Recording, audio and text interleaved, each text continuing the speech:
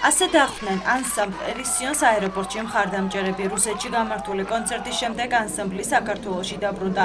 აეროპორტში დაცვის გაძლიერებული ზომები იყო მიღებული და მთელს ტერიტორიაზე სამართალდამცავები იყვნენ მობილიზებულები. აქ არის სხვადასხვა ანსამბლები, ანსამბლის ერისიონის გვერდშია, ასე რუსთავიდან არის ანსამბლი რაღაც ჩამოსული, რომლებიც და უჩვეულებრივი ქართველები, მოქალაქეები, რომლებიც ხარს უჭერენ ერისიონის ამ გასტროლს და წარმატებას, რადგან პოლიტიკაში არ უნდა შევურიოთ არასდროს ხელოვნება. ჩვენ ამ ანსამბლის ყოფილი წევრები ვართ და ძალიან მტკივნეულია ჩვენთვის ის სიტყვები, რასაც ამ დღეებში ვისმენთ და არ ვეთანხმებით არავის. ჩვენ ყველამ ჩვენი საქმე უნდა ვაკეთოთ ქვეყნისთვის და ხალხისთვის.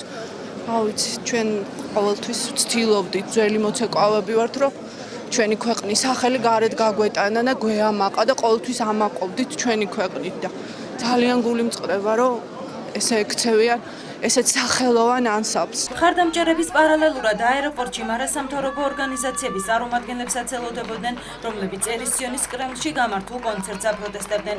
თუმცა დღეს ისინი აეროპორტში არ მისულან. თუმცა ამბობენ, რომ საკუთარ პროტესტს ხვალ ანსამბლის შენობის წინ დააფიქსირებენ. მანამდე კი ადამიანთა იმ ჯგუფს, რომლებიც ერისიონის მიმართ კრიტიკულად არის განწყობილი, ანსამბლის ხელმძღვანელმა უპასუხა. აი ამისთვის ღირდა ცხოვრება რა, აი რასაც დღეს ხდება.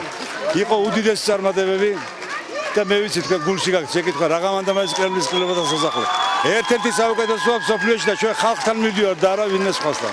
ხელოვნებას თავისი გზა აქვს, თავისი სუფთა და კრიალა გზა აქვს, პოლიტიკას სხვა გზა აქვს. თქვენ ვერ წარმოვიდგენთ ხალხო. აი ასე იყო მთელი განმავლობაში. აი ახლა საწყურებდით თქვენ, აი შესაძლებლად რო გითხოთ, მაგრამ 6000 კაცი ყურება ამას.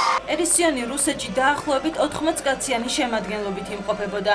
ისინი ვიზიტს დადებითად აფასებენ და აცხადებენ, რომ რუსი მაყურებელი და რუსეთში მცხოვრები ქართველი იმიგრანტები გამოსვლას ხანგრძლივი აპლოდისმენტები და ოვაციებით შეხვდნენ. ანსამბლის წევრები ამბობენ, რომ ასეთი გასტროლის ფონზე თბილისში ბოლო დღეებში გამოთქმული კრიტიკა მიუღებელია. ერისიონმა გაიმარჯვა. ერისიონმა ქართული დროშა დაეჭირა რუსეთში, კრემლში. ერისიონმა იცეკვა ხორუმი. ქართველო ხელი ხმალსიკა რა ეს გააკეთა. და როგორ შეიძლება ამ გათახსირებულებმა თქვან ის რომ ერისიონი მოღალატეა. არ შეიძლება ამის თქვა. მთელი საქართველო ამის ცოცხლებზე დასვეს. ისინი ამბობენ ერისიონი მოღალატეა. ჩვენ ხელოვანი ხალხი ვართ. ჩვენ პოლიტიკასთან არაფერი საქმე არ გვაქვს. ჩვენ გავბიჯნავთ ყოველთვის პოლიტიკას ხელოვნებისაგან. ძალიან დიდი ემოციები და ძალიან წარმატებით ჩაიარა ყველაფერი ძალიან კარგად. ყველა მაყურებელი, ყველა აცემრებული გვიკრავდა ტაშ და ყველანი ძალიან ბედნიერები ვართ ამ ყველაფერს. მაყოფილები იყვნენ ქართველებიც და რუსებიც. კრემლის სამთავრობო სასახლეში ერისიონმა კონცერტები 9 და 10 მარტს გამართა.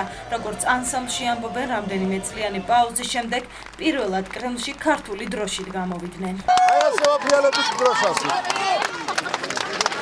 კრემლში ერისიონის კონცერტის პარალელურად მიმდებარე ტერიტორიაზე ერთკაციანი აქცია გაიმართა. ლოლიდა ცარი აქციაზე აფხაზეთიდან და ცხინვალიდან ოკუპანტების გაყვანას მოითხოვდა. ერისიონის გარდა ვრცელდება ინფორმაცია, რომ 10 წლიანი პაუზის შემდეგ მოსკოვში კონცერტს ანსამბლი რუსთავიც გამართავს. გარდა ამისა, 3 აპრილს სანქტ-პეტერბურგში სუხიშვილებსაც ელოდებიან.